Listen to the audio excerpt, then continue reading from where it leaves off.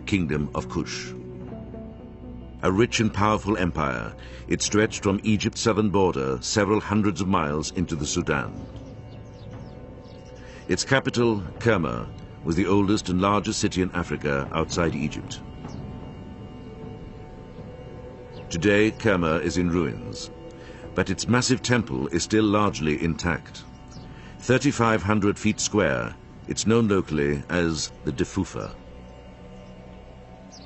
Though stripped of its outer casing and gnarled by time, the Defufa still dominates the surrounding landscape.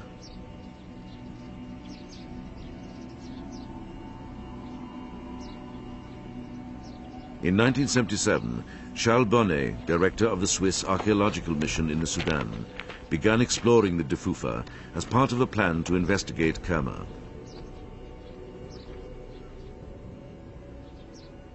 To the side, a single gateway opens onto a stairway leading to a small chamber, the temple's inner sanctum. Near an altar made of white marble, Bonnet found the bones of sheep and goats, suggesting it was used for the sacrifice of animals. We are here in the middle of an enigmatic monument, the Defufa. This Defufa, the name itself is strange. It's a Nubian name, meaning an elevation done by men. Here, this altar is maybe the center of ceremonies, and we think that for offering, the priest killed some sheep on this stone. From the chamber, another stairway leads to the roof, where ceremonies to the sun god were performed. Some 50 feet high, it commands a view of what was once a very impressive city.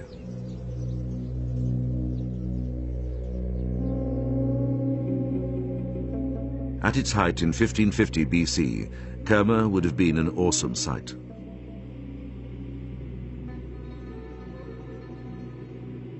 A fortified wall 30 feet tall surrounded the homes and gardens of the nobility, the king's audience hall and palace, and the religious complex. Covered in white plaster with pylons over 65 feet tall, the Defufa was magnificent, even by Egyptian standards.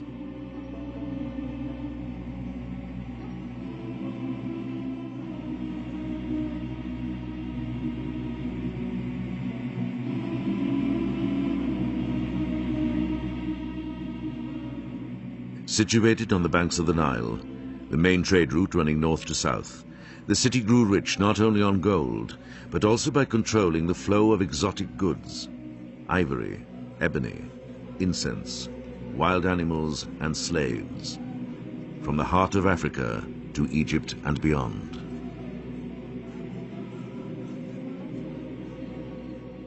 In time, Kerma produced its own highly skilled craftsmen. I'm particularly interested with this small object of ceramics, which looks very, very beautiful.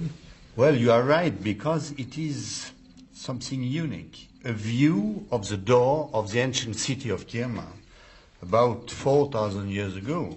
We can see the shape of the door with the loopholes on the summit, because naturally all the city was fortified. And the strange thing is, after use... Salah Ahmed, director of excavations of the Sudanese Antiquities Service, is even more impressed by the pottery. A distinctive black and red, and eggshell thin, it's one of the finest ceramics produced in the ancient world.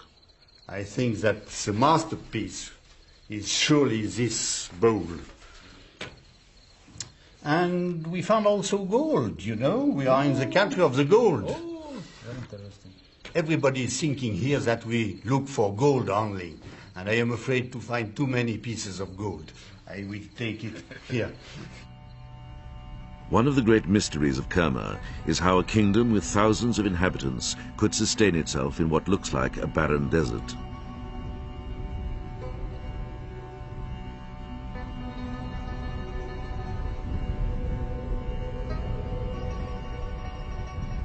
To find out, Derek Welsby of the British Museum and his team surveyed an area of 700 square miles south of the city, which were previously unexplored.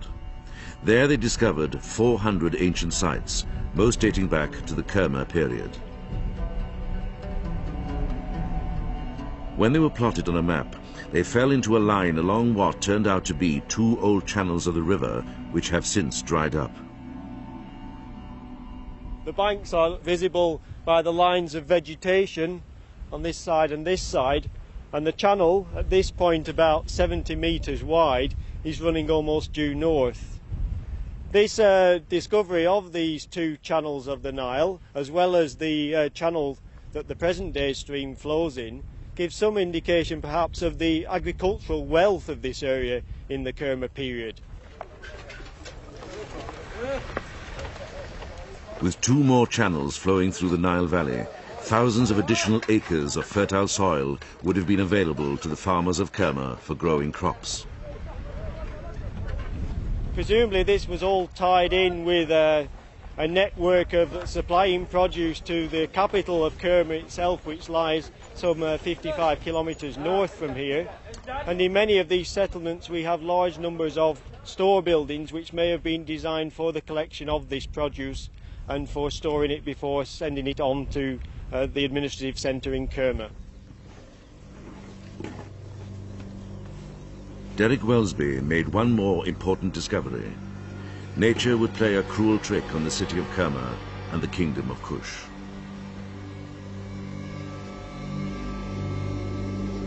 Around 1500 BC, the two Nile channels began to dry up and the food supply began to diminish. Now, at the moment of crisis, a new, even more sinister threat loomed out of the north.